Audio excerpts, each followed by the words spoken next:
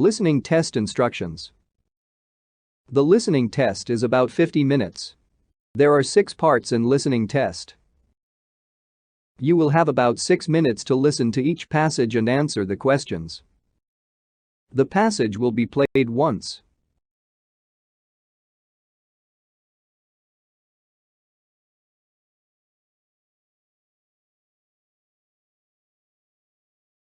Hey, you look concerned. What's on your mind? The final exam. I'm not fully prepared yet. Well, don't worry too much. You still have 3 days. Yeah, but 3 days will fly past in a wink. Well, you still have time to cram things in your brain anyway. Question 1. Why is the man looked worried?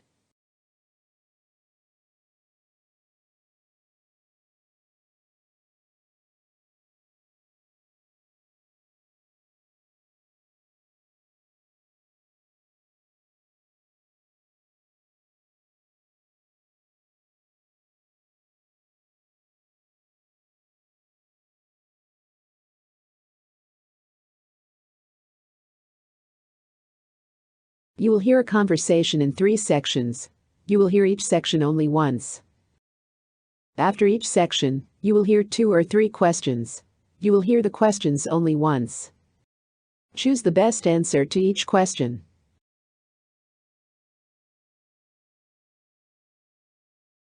Excuse me, I need some help. My flight was just cancelled and I need to figure out what to do next. I'm sorry to hear that, sir. Let me check your booking details and see what we can do. Could you please provide me with your booking reference number? Sure, it's 4R2T9B. I was supposed to fly from New York to Miami this afternoon, but the flight was just cancelled. Thank you for that information. Let me pull up the details of your flight. Ah, yes, I see the cancellation. We're experiencing some severe weather in Miami, which is affecting flights across the entire network. I understand this is frustrating for you. Would you like me to help you find an alternative flight? Yes, please. I really need to get to Miami today if possible. I have an important meeting scheduled for tomorrow morning. I completely understand the urgency.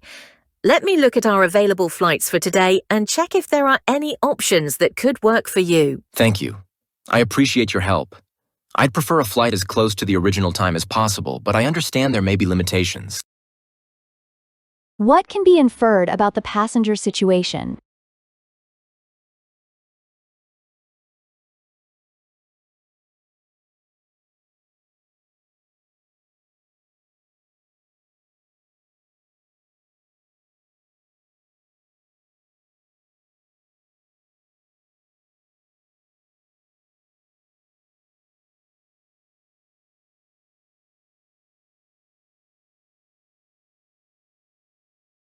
What can be inferred about the passenger's expectations?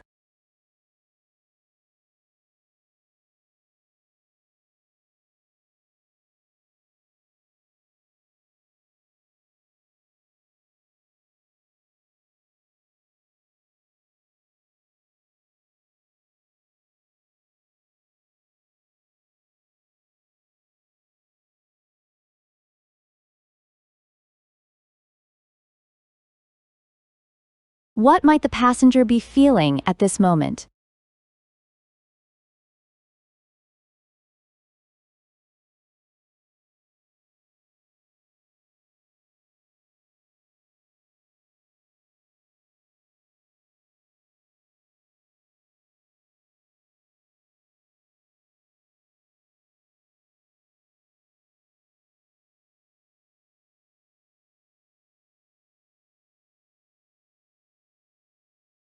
You will hear the second section of the conversation shortly.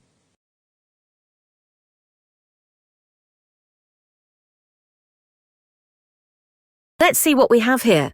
We have a flight departing at 7 p.m. from New York, but there's a transfer in Atlanta. It would get you into Miami at around 11:15 p.m. Would that be acceptable for your meeting? That's a bit later than I'd hoped for, but it's still better than nothing. Are there any direct flights left, even if they are a bit later? I'm checking now. It looks like we do have a direct flight at 9 p.m., arriving at 11:30 p.m. The downside is it's more expensive than the 7 p.m. flight, and it may be booked up quickly. I see. Can you reserve me on the 9 p.m. flight? If that's my only option, I'd prefer to go direct, even if it's a bit more costly. Absolutely, I can help with that. Let me just confirm the availability and put you on hold for a moment while I secure your seat. How does the passenger feel about the 7 p.m. flight?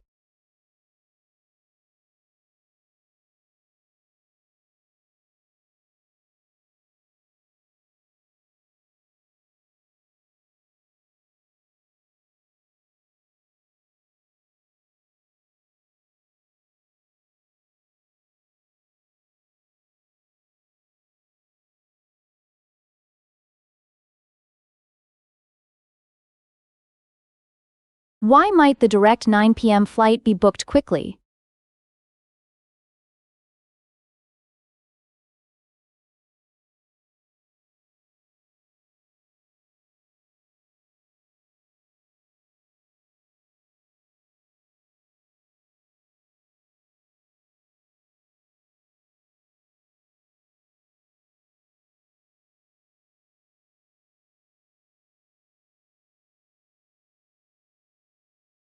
What is implied about the availability of flights based on the representative's response?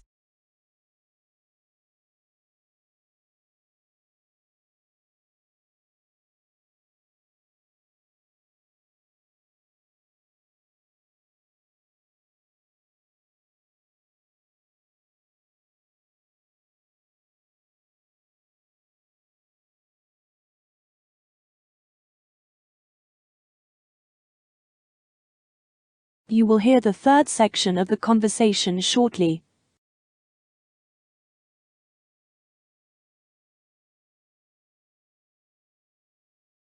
Thank you for your patience, and I appreciate your flexibility. I was able to reserve a seat for you on the 9 p.m. direct flight. You're confirmed in seat 16A. That's great news. How much is the change fee for this new ticket? There's no change fee for this rebooking due to the cancellation. However, there is a small fare difference, which comes to $150. Would you like to proceed with payment now? Yes, that's fine. How do I pay for that? You can make the payment through our secure payment portal. I'll send you a link via email, or I can take your payment details over the phone if you prefer. Email is fine. I'll take care of it once I get the link. Perfect. I'll send that right over. You'll also receive an email with all your updated flight information and a receipt for the payment. If you need any more assistance, don't hesitate to contact us. Thank you very much for your help. I really appreciate it. You're very welcome, and I hope you have a smooth trip to Miami. Safe travels. Why does the passenger agree to pay the fare difference?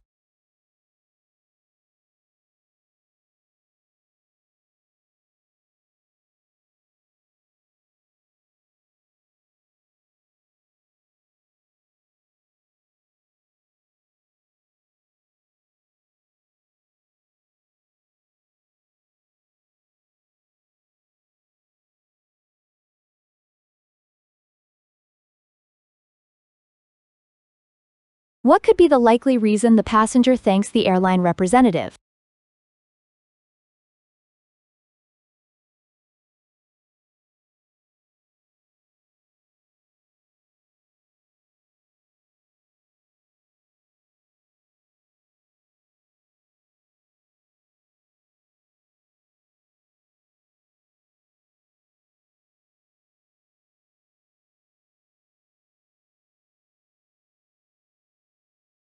You will hear a conversation followed by 5 questions. Listen to each question. You will hear the question only once. Choose the best answer to each question.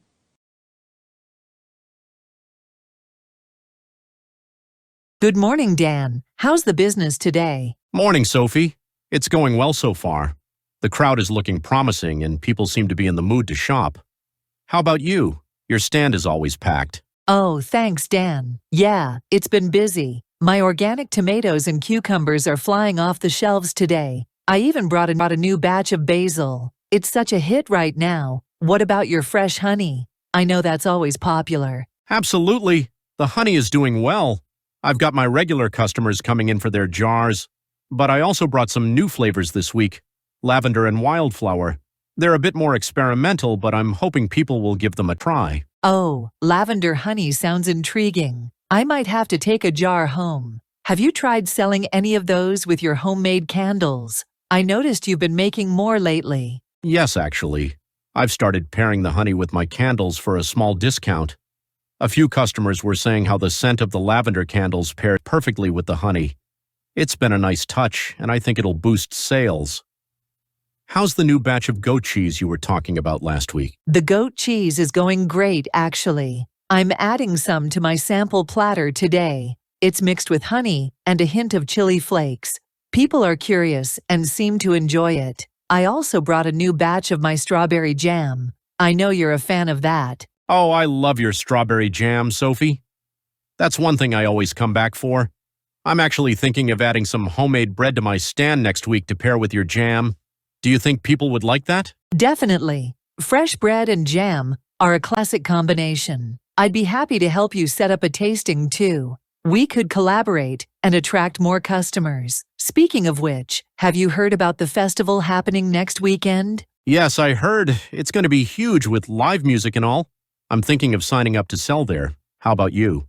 Absolutely. It'll be good exposure for both of us, and it's always fun to mingle with other vendors. Let's make sure we get our applications in early. Agreed. Let's do it.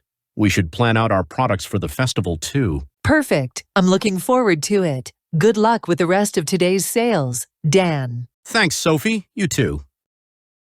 What is the primary reason Dan pairs lavender honey with his candles?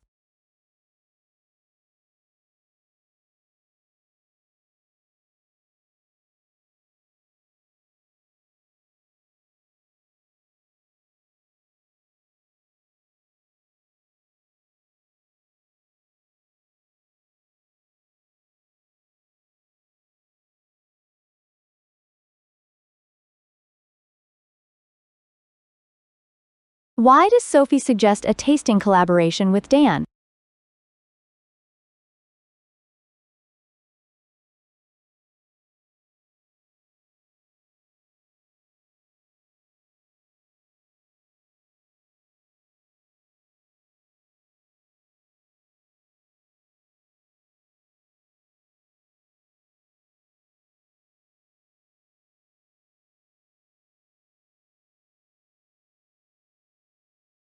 What does Sophie's comment about organic tomatoes and cucumbers imply?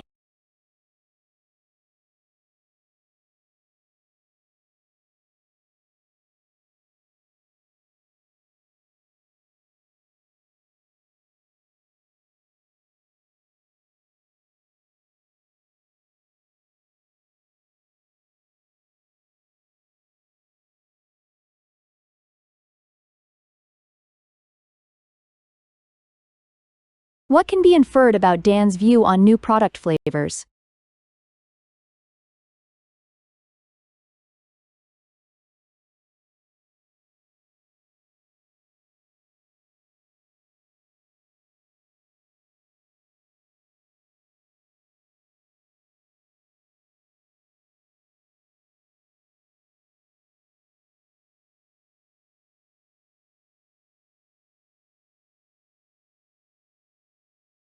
What does the conversation reveal about Sophie and Dan's relationship?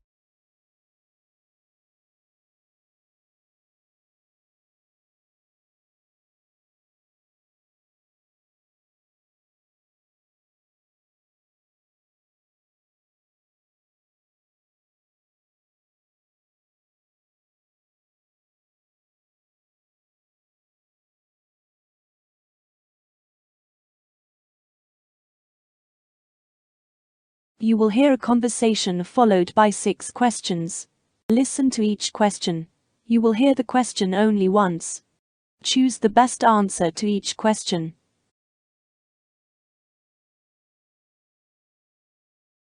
Good afternoon, Mrs. Carter.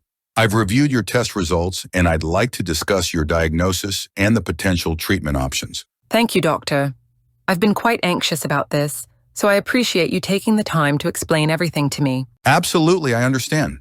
Your diagnosis is early-stage osteoarthritis in your knee, which means the cartilage in the joint is starting to wear down, leading to pain and reduced mobility.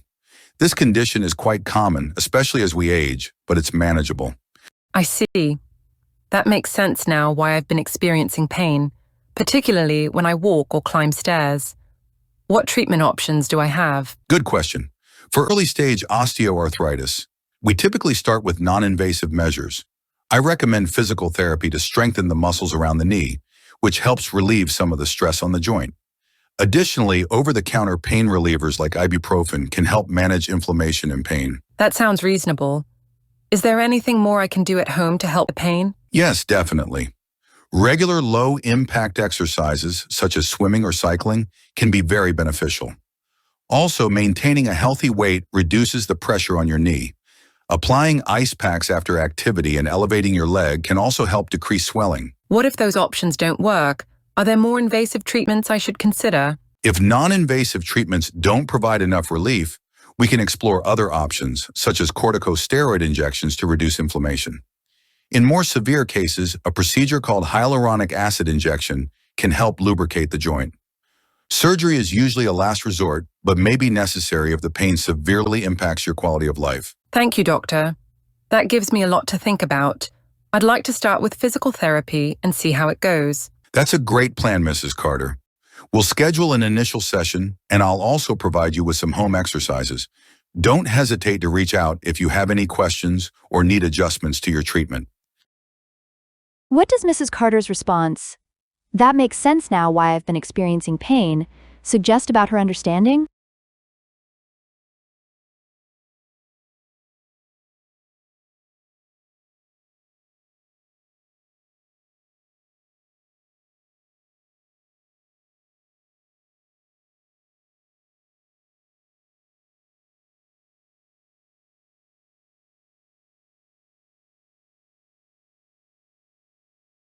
Why does the doctor recommend swimming or cycling as exercises?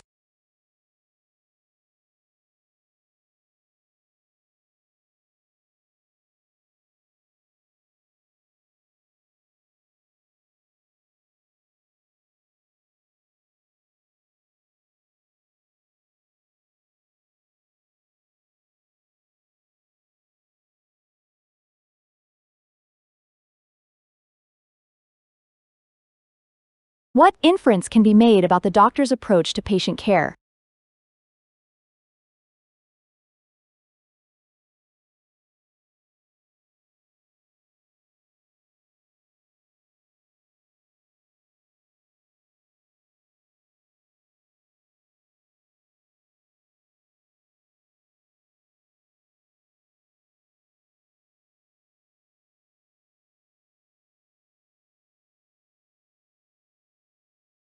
Why does the doctor suggest applying ice packs and elevating the leg after activity?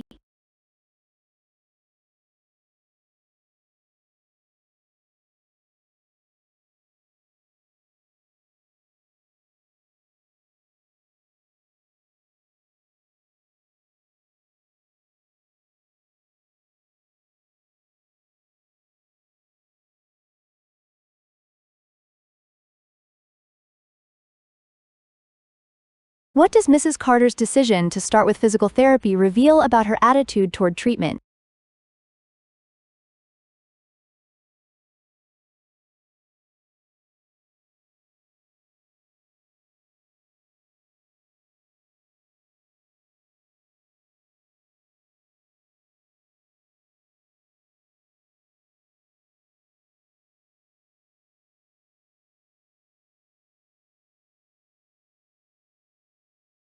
Why does the doctor call surgery a last resort?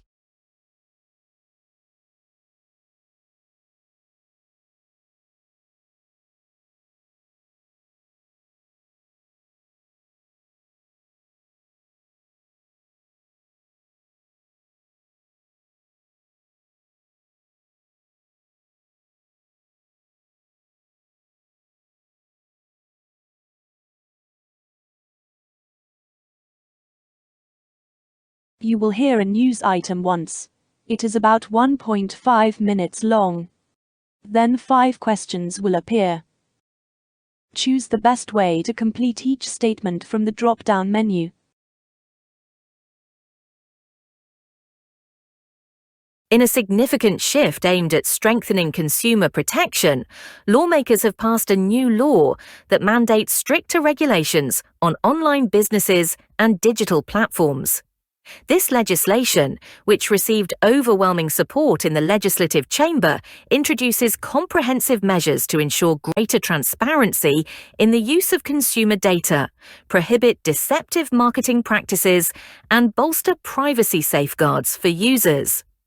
The law also imposes fines on companies that fail to clearly disclose their data sharing practices or use customer data without proper consent. Proponents argue that this move is essential to address the growing concerns surrounding digital privacy and consumer trust in the online marketplace. In an age where information is power, we must empower consumers by ensuring they have clear insight and control over their data, stated one of the key sponsors of the bill. Critics, however, warn that the law may place an undue burden on smaller businesses that lack the resources to adapt to these new regulations. They suggest that compliance costs could stifle innovation and place many small startups at a disadvantage compared to larger, well-established tech companies. Despite these concerns, the government has promised to provide support and resources to assist small businesses in meeting the new standards. Implementation is expected to begin in the next fiscal year, with regulators tasked with overseeing adherence and issuing guidelines for businesses to follow. Industry experts predict that this law could set a precedent for other regions, grappling with similar challenges related to digital privacy, potentially influencing future legislation on a global scale. As the world adapts to rapid technological growth, this new law could mark a crucial step forward in balancing consumer rights and business operations in the digital era.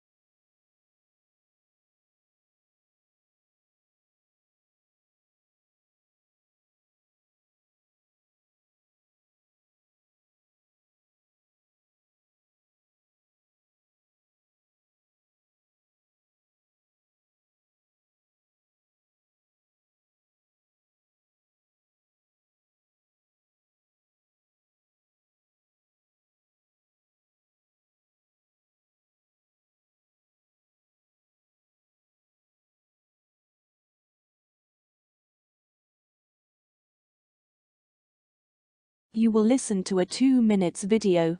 Then 8 questions appear. Choose the best way to answer each question.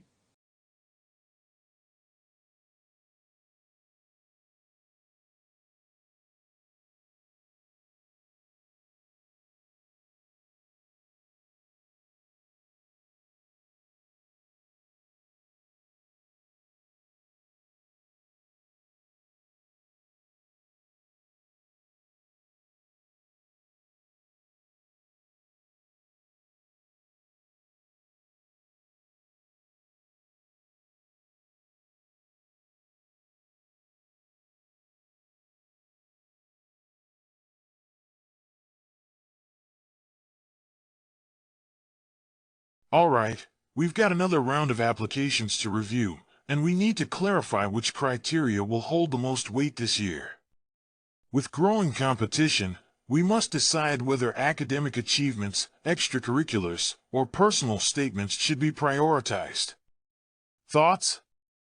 As someone from the faculty, I lean heavily on academic performance.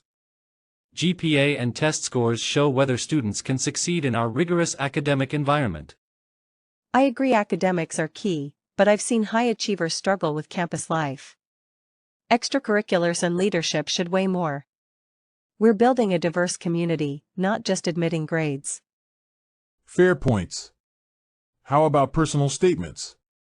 They show character, motivation, and resilience. Should we give them more weight this time? Personal statements are valuable but subjective. Great writing doesn't always mean great performance in school. True, but they reveal qualities like empathy, resilience, or unique perspectives. Some of our best students didn't have the top GPAs, but thrived because of their personal stories. Should we weight all three equally or prioritize one? Academics should come first. Perhaps a slightly higher weight for them, with a balance for the others. I'd go holistic, with equal weight for all three. Academics show potential, but extracurriculars and personal stories tell us who the student really is. What if we meet in the middle, 40% academics, 30% extracurriculars, and 30% personal statements? This keeps academics a priority while valuing well-roundedness. I can support that. As long as academics lead, I'm fine with giving the others significant weight. I like it too. It feels balanced and gives us a clearer picture of each student. Great. Let's move forward with the 40, 30, 30 weighting for this batch.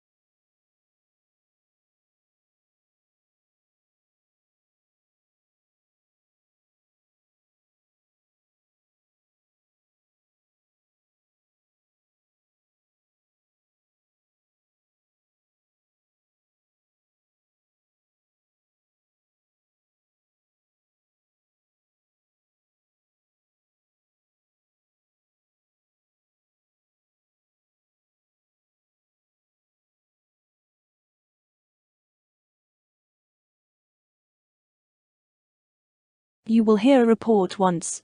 It is about 3 minutes long. Then 6 questions will appear. Choose the best way to answer each question from the drop-down menu. Fitness challenges have become increasingly popular as a powerful way to inspire people to push their limits and stay committed to their health and wellness goals. These challenges, whether online or in person, range from simple daily exercises to intense, multi-week programs designed to test endurance, strength, flexibility, and overall stamina. They create a sense of community and camaraderie, as participants often share their progress, encourage each other, and celebrate milestones together. This collective spirit not only boosts motivation, but fosters a supportive environment where individuals can stay accountable. Fitness challenges can be tailored to suit various fitness levels, making them accessible to beginners as well as seasoned athletes. For instance, a 30-day plank challenge can help build core strength for someone new to fitness, while an advanced obstacle race training plan might push a seasoned runner to new heights. The key to success in any fitness challenge is consistency, a willingness to step out of one's comfort zone, and a positive mindset. Challenges also teach valuable lessons in resilience, adaptability, and goal setting, making participants not just stronger physically, but more mentally prepared for challenges in other aspects of life. Moreover, completing a fitness challenge brings a profound sense of accomplishment and pride. Participants often find that what started as a fitness goal evolves into a lifestyle shift, leading to healthier habits, better eating practices, and improved mental health. With the right approach, fitness challenges can transform the way we view exercise and self-care, turning routine efforts into a celebration of personal growth, determination, and toward becoming the best version of ourselves.